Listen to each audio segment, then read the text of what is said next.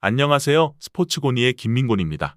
이번에는 지난 영상에서 준비했던 J리그 두 경기 분석에 이어서 같은 시간대에 시작하는 호주 A리그 두 경기를 분석해 보도록 하겠습니다. 무엇보다 주말에 수많은 빅리그들의 일정이 잡히면서 여러분들께서도 주력과 부주력을 구성하시는 데에 고민이 많을 것 같아 조금이나마 도움이 되었으면 하는 마음에 준비해본 영상이며, 보다 더 많은 경기들의 분석과 자료가 필요하신 분들께서는 꼭 하단의 고정 댓글을 통해 분석 자료방에 오셔서 여러분들께서 필요하신 정보와 조합을 받아보시는 것을 권장드리면서, 영상이 도움되셨다면 좋아요와 구독 한번 부탁드리고 오늘의 호주 A리그 두 경기 분석 지금 바로 시작해 보도록 하겠습니다. 먼저 오늘의 첫 번째 경기인 뉴캐슬 제츠와 메가서의 맞대결입니다. 홈팀 뉴캐슬은 0대2로 꼴찌인 웨스턴 유나이티드에게 덜미를 잡히고 말았습니다.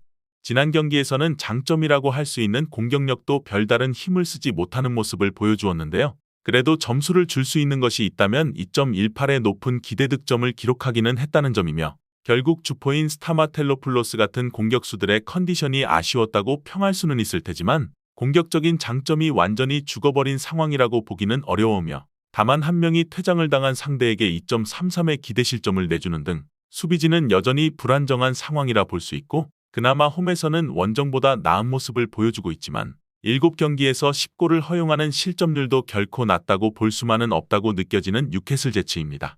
원정팀 메가서는 웰링턴에게 2대1로 패하면서 무패 행진은 마무리를 짓고 말았습니다.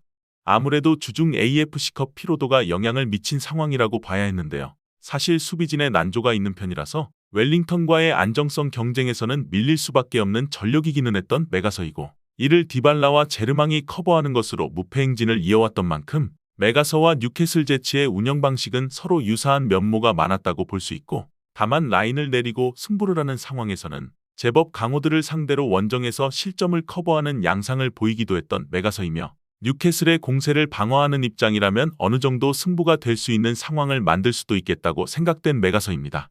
결국 이 경기는 두 팀이 서로 수비적으로 안정감이 있는 팀이라고 보기는 어려운 것이 주요한 대목이라 보여졌습니다.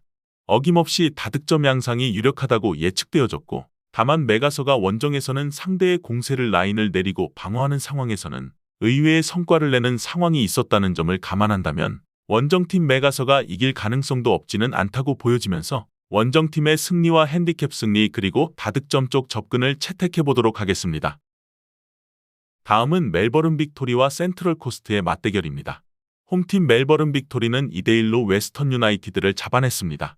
꼴찌팀을 잡아낸 것이기는 하지만 일단 무승부를 기록하면서 승점을 확보하지 못하던 상황에서는 벗어난 상황이라고 할 수 있는데요. 수비적인 상황에서의 부담도 크지 않은 편이고, 올 시즌 가장 수비적으로 안정적인 모습을 보여주는 편이었고, 부진한 시기를 가진 상황에서도 수비적으로 난조를 보였다고 보기는 어려웠습니다.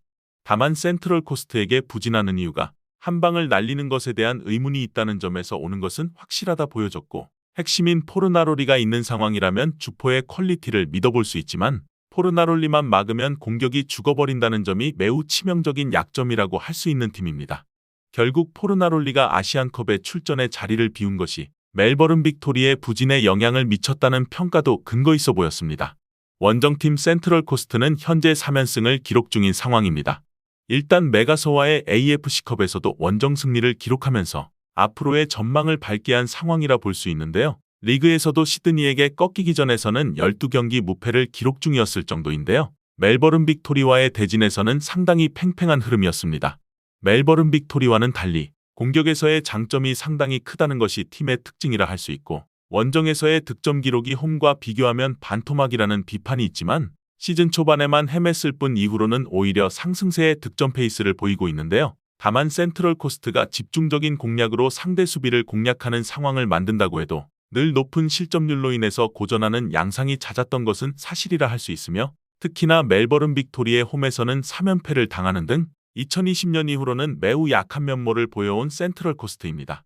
이 경기는 무승부를 찍는 것도 나쁘지는 않을 뿐더러 저득점 양상을 기대하는 것이 옳다고 보여졌는데요. 두 팀이 서로 장점이 다른 편이고 이에 맞게 상당히 팽팽한 양상으로 경기가 이어지는 경우가 많았다는 점을 참고해야 했는데요. 물론 멜버른 빅토리가 홈에서는 상당히 강한 양상을 센트럴 코스트에게 보여주고는 있는데 공격력에서 원맨팀이라는 점이 상당히 아쉬움으로 남아있는 만큼 무승부와 원정팀의 플러스 핸디캡 또는 저득점의 선택지를 고려해 보도록 하겠습니다. 오늘 준비한 경기 분석은 여기까지입니다.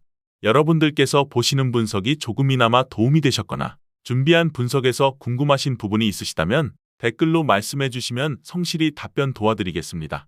또한 현재의 분석을 토대로 한 최종적인 승부식 조합과 영상에서 다루지 않은 경기들에 대한 정보와 분석이 필요하신 분들께서는 하단의 댓글의 링크를 통해 경기 분석 문의 주시면 해외 축구 정보 공유방으로 무료로 입장 도와드리고 있으니 꼭 오셔서 추가적인 정보와 조합까지 받아보시는 것을 권장드리면서 오늘의 분석은 마무리해 보도록 하겠습니다. 시청해주신 모든 분들 감사합니다.